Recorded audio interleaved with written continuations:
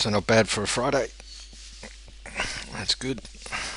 Okay, not much to go through today. All the central banks are out and done their thing last week, and finishing up with the ECB last night. So that's out of the way for another couple of weeks. There is non-farm payrolls tonight, and that's obviously key for the US. I wouldn't be surprised if it's a weaker number. They've had some pretty good, strong figures in non-farm payrolls um, for some time. So just like everything else, it's cyclical, and you could expect some sort of pullback. I'm just trying to get the graph up for you.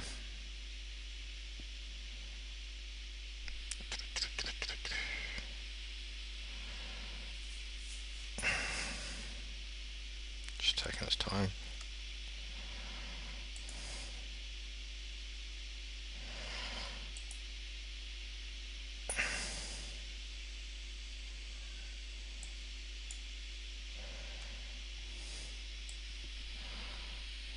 You guys know this graph. Just taking this sweet ass time to do about it. Well, this is the unemployment rate, so we can see that that's been dropping for some time, and they look to be expecting around 5.9 again, which was the figure last month. Under 5.5 is what Janet is, or the US Fed is targeting for a expected sort of starting to lift in rates, as long as that is combined with a obviously inflation starting to rise. She's talking a bit later in the evening. I'm not sure what importance that is. Panel discussion. There might be some revelations in the audience question time. As I said, this has been improving somewhat month to month, and I doubt they'll get 235. I just get a feeling that it might be a bit weaker, so we might see some weakness in the US dollar tonight. And it's certainly, as we can see from all of the pairs here, all the majors here, that it's certainly been trending fairly strongly. So I wouldn't be surprised if there's weakness in the dollar. But with that out tonight and Yellen out tonight, I would suggest that you manage your trades reasonably well. If you're in trades, like if you're still in the dollar yen, you've got two buy bars here. You can move your stop up to this level here, just underneath this level here, around 1390, or maybe even look to take partial profit and lock that in. We don't know what's going to happen tonight, but do I have any charts up? I've got MetaTrader up. You can't see that.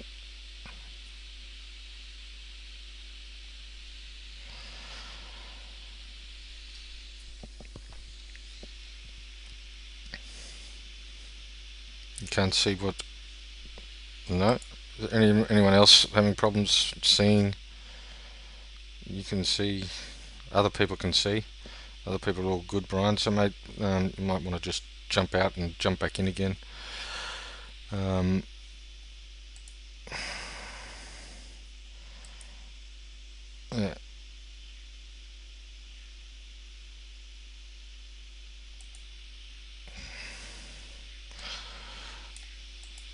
Okay.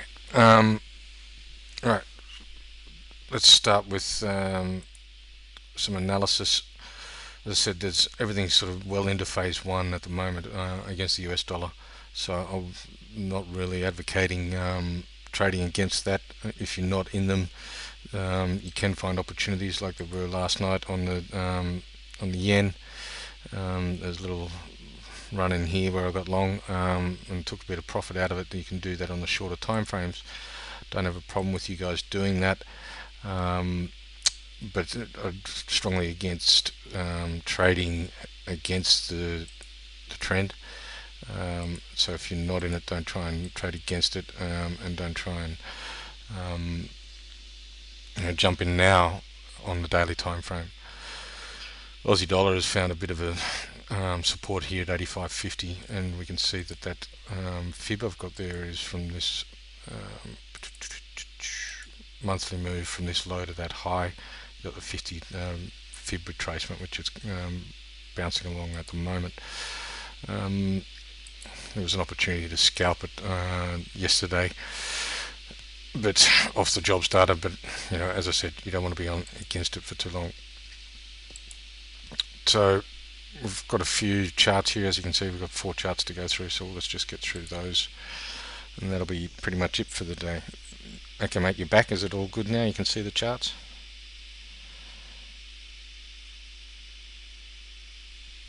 Okay. Alright, there's a question here suggesting if I enter this trade 5 pips above today's bar, as long as it is a lower high and lower low below the horizontal resistance and possibly the 50% level, or should I enter this trade 5 pips above yesterday's bar? Going above today's bar, well, that's we don't know where this bar is going to finish, so you can't do that. I'm not sure what you're trying to achieve here. If you're going above it, it means you would be looking to go long, and I wouldn't advocate buying the Euro US. I don't see, as I said, I don't see any entry in this today. If you're in it, then it's about managing the trade, okay? Such as, I've got 2 seller bars here. I can potentially move my stop to just above that, somewhere in there. The high there was 25.32, so we've now got the stop, well, 61 pips in the money. So, but looking to get long this is not the option. There's no divergence, and there's no sign of buying. We've got clear selling intention. There was 1 day of buying, but that just afforded an opportunity to short on the 4 hour, such as here. I was looking to go, I wanted, this is an engulfing bar, I wanted 1 more seller bar, and I friggin' unfortunately got it, but too big for me to enter the trade. But that's,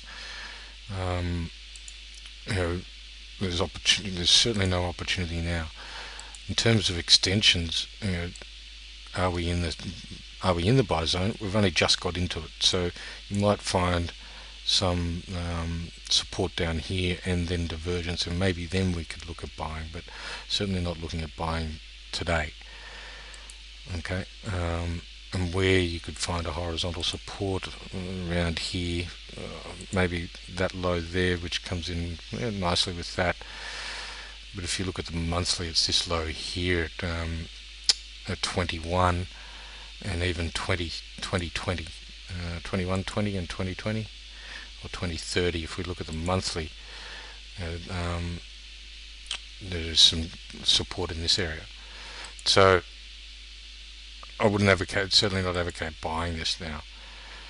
If you're looking to go short, if you're wanting to participate in the short, again, you're at the bottom of the bar today.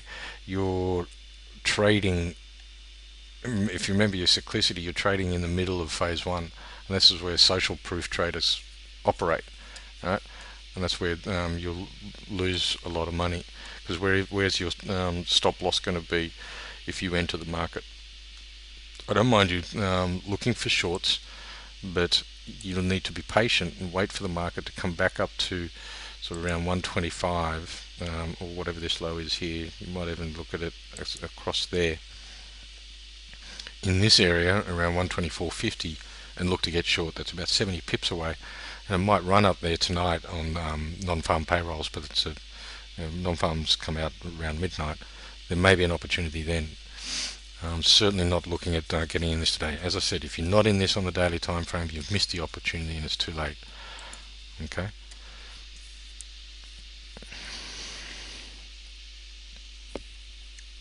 You need to look at the smaller time frames.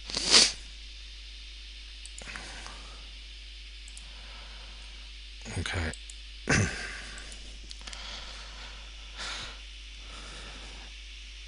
Yeah. Right, you're trying to short, not go long, but there's just no opportunity today. Okay, wait on the shorter time frames, and there might be something. What was the best day to have got in for the euro? Well, um, underneath this major seller bar was an opportunity. It was the first opportunity. Then we had the run up to FOMC, and then this seller bar gave us another another opportunity. We went in underneath that bar and underneath this bar here. There was an opportunity to trade that phase one then. Um, that's on the daily. Yeah. So basically, this was just a little retracement for FOMC. It wasn't a really, whilst you could say, well, this is a phase one that failed to make a lower low. You know, just take the fundamentals out of it and say, well, here's the new phase one, and this was just news driven and should largely be ignored. Um, you know, from a technical point of view, you shouldn't ignore it. But if you're looking at the fundamentals, everybody knows the Europeans are really struggling, and that the American dollar is stronger and will continue to gain in strength. So, from a fundamental point of view, you'd certainly look to continue finding shorting opportunities on this. Yep. Right. To the pound Swiss we go. Pound Swiss, we have a question saying there was several opportunities to get long this on the 20th and again on the 31st, and now there's another opportunity. It's not yet overbought. We're still sitting at 66. There's no divergence. There's no reason to believe that this is selling. Fundamentally, being long the pound and short the Swiss or the euro is a good idea. So there is a scale in an opportunity in a phase one move, which is still valid, even though I was stopped at a break even. I'll take a small position on it and still not in the extension zone. Okay, so what he's saying is that he got in here on this new phase one. It's come back and stopped him out at break even. He got again in a new phase one, and it's come back and stopped him out in the break even. And it's not yet, if we measure this phase two and say, well, this is your extension zone for the next phase one to finish, that this move up will finish around here at $1.56, then you're still halfway through it, and that's a reasonable option. Now I just want to go back to the euro dollar, because the difference with jumping in here, getting short on this, is that you're not in the middle of phase one, you're towards the end of it. As we measure the extensions, we're at the 1.272. You do that difference to the pound Swiss is that you're not there yet. You're still only in the the 0.786 retracement, and you've still got some time and distance before you get to your extension zone. So another little ring low here means your risk reward may be smaller than was getting in on this opportunity, but you've had also, you could look at it saying you've had a tiny little cycle above the 50 EMA. Getting him back in above here is getting in above resistance lines, and you could certainly look at this swing low. There's buying on Wednesday, there's buying on Thursday. Today's Friday, we could look at this as an opportunity, absolutely. Yep. And so coming back to his notes, ring low off and low test. Yep. Minus support line here at 52.70 off this high. It didn't really sort of test that. He's got a channel here off this low trend line channel is his target, as well as the 1.272. Gives him a risk reward of 1.73 if you're using price action, i.e. having your stop underneath that ring low. If you're using your ATR style management, you're getting a 2.17. Fib retracement of 61.8 on this little cycle above the EMA. It's come back to the 61.8. So that's all good. It's only a soft, so yeah, I think that's fabulous. Good analysis, and fundamentally it's the right trade. Technically it's there, and I don't think there's any news out that should pose an issue on that.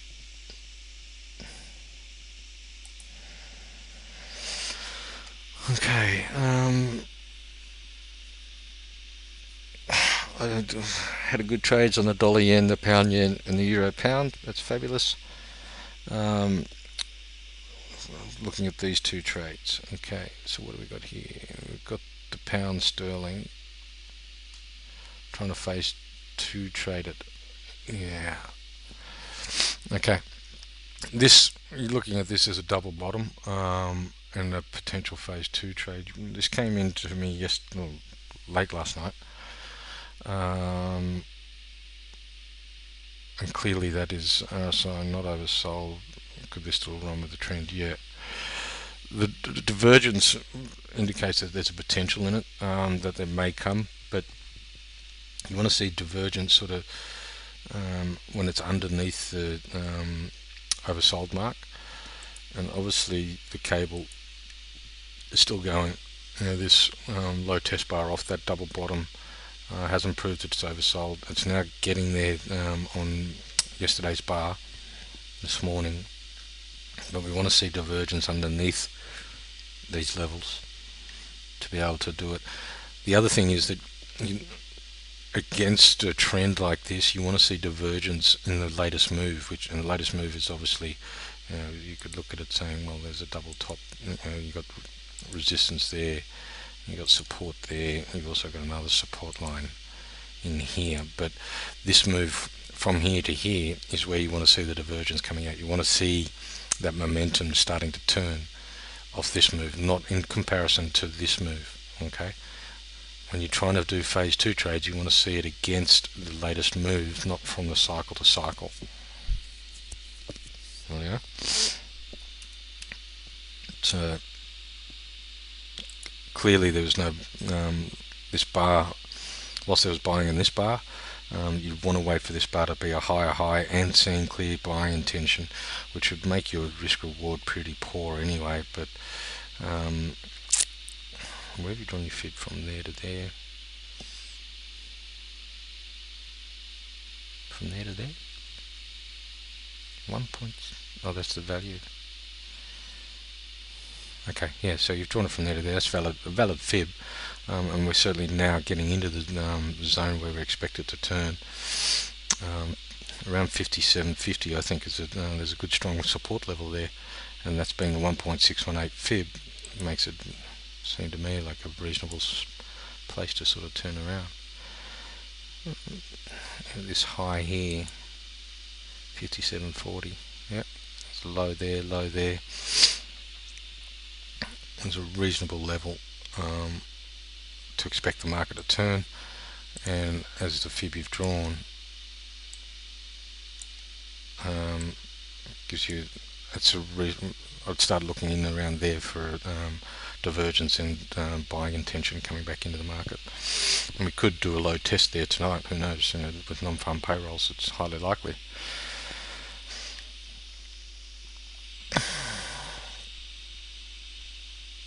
Okay, so that's that one. Next one is Aussie dollar. Yeah,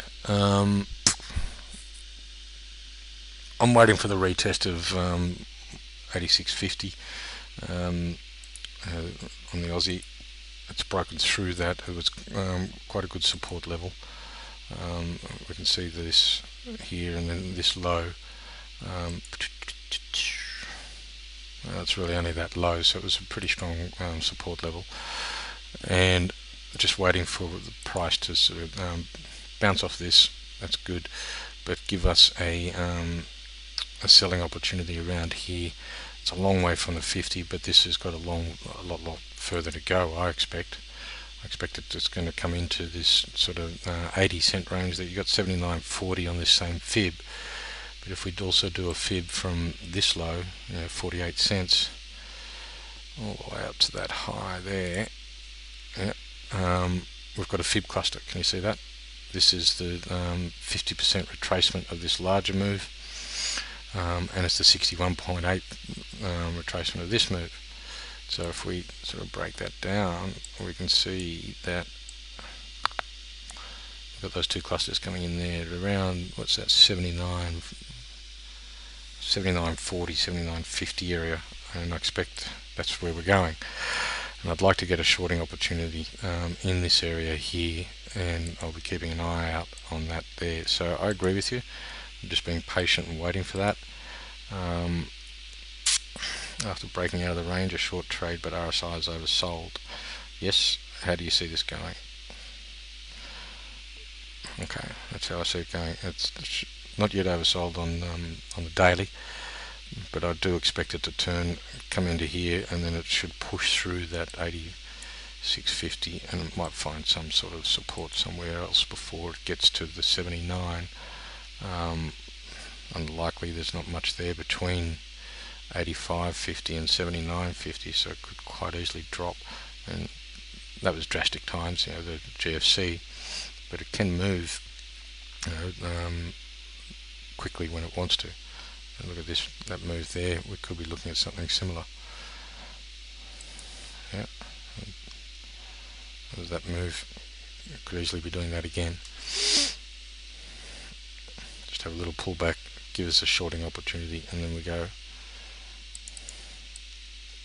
Could fart ass around in a new range as well, 100 pip range, it could do that, but certainly not look at buying it. You just look for selling opportunities now that it's outside this range.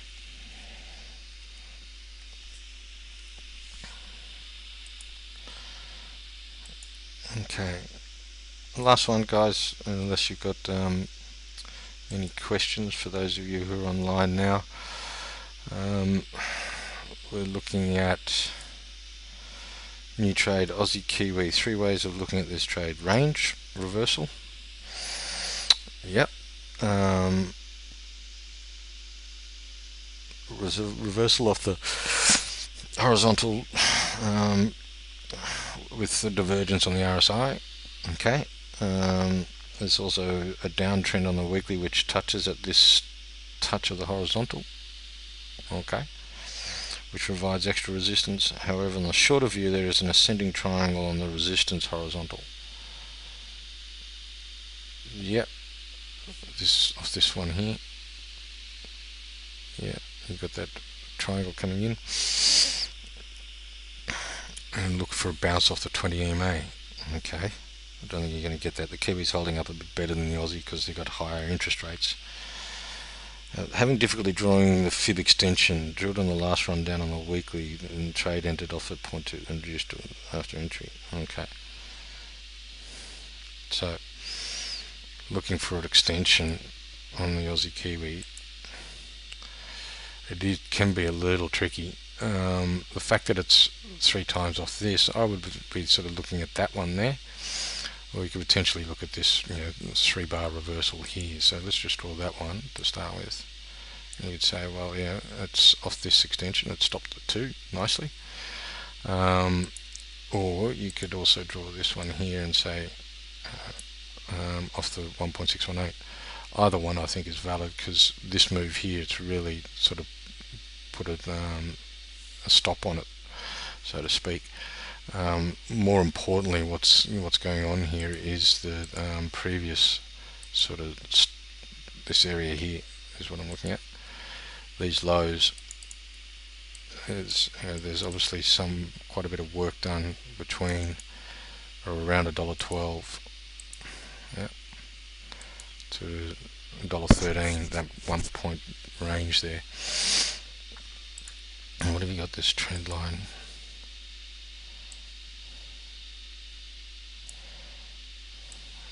You set a trend line. Trend line. What trend line? Trend line on the weekly. Unless you're going underneath it like that. Right. I don't see the trend line, but certainly from the zone of resistance, there was a shorting opportunity. As I kind of agree with you, it's probably more range bound than anything else. And there's your sort of range, $1.10 to $1.13. And the opportunity to get in there, missing 130 pips for 130 pips, 1 to 1. Not great.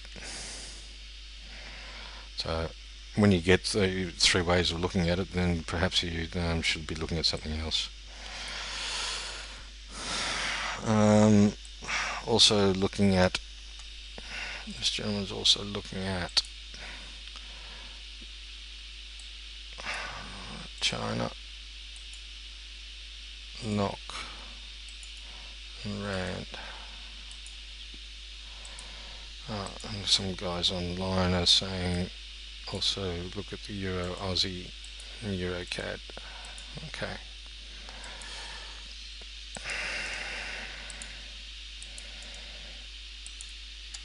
Alright, so let's start with China. Major support or resistance at 613 across here. There's an opportunity on the 4 hour there. There's another opportunity on potentially another 4 hour trade here.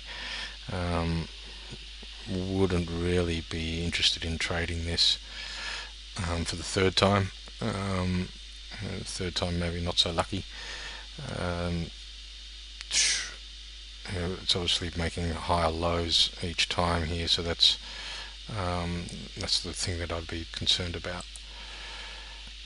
Dollar NOK,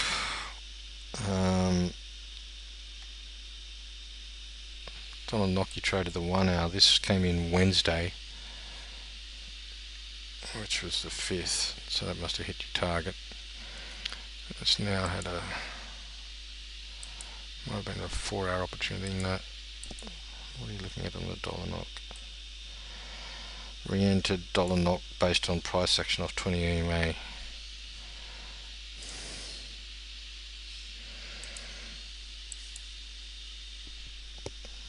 It must have been a 4 hour, was it? Okay, yeah. And oil price stay where it is or to get weaker. Okay, well, there's certainly a little swing low there that you might have had the opportunity on. Yep. Okay. Dollar Rand, what'd you say about that? Dollar Rand, you say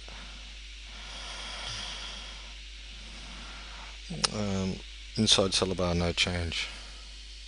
Here, no, but it's certainly taken off since. Got two strong buy bars, you can move your stop, which would now be at break even potentially. Cool. Alright. Another question was on the Euro Aussie. Will you please comment on the Euro Aussie? Is it still in that congestion zone and has not resolved that inverse head and shoulders? Correct. I don't think the inverse and head and shoulders is valid anymore. You've now got maybe another inverse head and shoulder pattern forming, but this was the head, that was the shoulder, this is the other shoulder. I think this is null and void. What I'd be looking for is, if to trade this long, is I need a cycle above the EMA and above that high there, and then a pullback. If this does what it did to us 2 years ago, this run here, we can see this had an inverse head and shoulder. Here's your left head, here's the left shoulder, head, right shoulder, came back here. This one didn't break. You can see this low here and this low here didn't breach that the right shoulder low, whereas in this formation, here's your right shoulder low, and then we do have that breach. So to me, that this head and shoulder pattern's gone and busted now, and you're pretty much in a range. For me to warrant trading it short, I want to see a cycle underneath and a lower low, and to want to trade it high, I want to see it a cycle above, breaking this high. So we've got cyclicity. And looking at the moving averages, is not going very far either. Moving averages in the middle, really lack of interest in that one. And this one here, the CAD's a pain in the ass at the moment. One could say it's ranged, but at least the moving averages are giving us they're quite a distance apart compared to something like the Euro Aussie, and you can see here they're angling into each other, whereas here we're still angling away from each other. So price is still moving in the direction we want it. Yes, we have had a higher high and a higher low, and so one could argue that hey, we've got a cycle going here. Question on it though was short the Euro CAD daily below the lows of approximately $1.40. Below the lows here, maybe what you could look at is you've got a formation here. You had this crap up here, then you've had a cycle underneath the EMA, and you could potentially say, well, it's coming off the 61.8, and there's a minor sort of support resistance line around here that's coming off. You could short it now, and then in the shorter time frame, like the 4-hour cyclicity, if it does get through $1.40, use the cyclicity to scale into the trade. Not as clear cut as some other sort of setups, but it's certainly worth a look. Whether it's worth a trade is up to you and what your account's doing.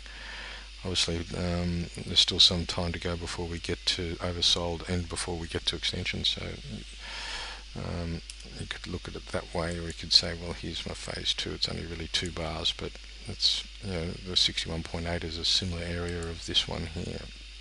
You've got the congestion zone here of Fibonacci's, and you potentially target that area around, what's that, 38.70.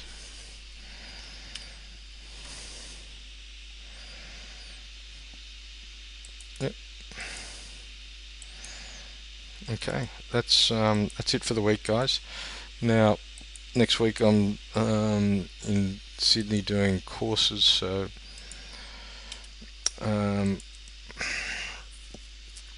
it won't be webinars. I believe we've got Grant doing some the following week when I'm in Bali doing boot camp. Yeah, so next week I'm doing courses. The following week Grant will do the Q&As on the 17th, 19th and 20th, because I've got the boot camp in Bali those days, and then I'll be back with you on the 24th. If you've got any setups that you want Grant to go through, you can either email him directly, or you can email them to me and I'll forward them on to him. Market reports next week. I'll do one on Monday, but no, I won't have time on Tuesday, Wednesday or Thursday or Friday. But then I'll get onto them the following week as well. Yeah, so if you've got any questions, I obviously still have emails and I'll still be monitoring them. So if you need me, let me know. And if you want your analysis looked at by Grant, let me know and I'll forward them on to him. Otherwise, you guys have a great weekend. Watch non-farms tonight. I mean, you have to watch them, but be careful of them. And otherwise, I may see you in the course next week, or we'll chat to you in a couple of weeks' time. Alright, guys, thank you for your time yet again. Hope you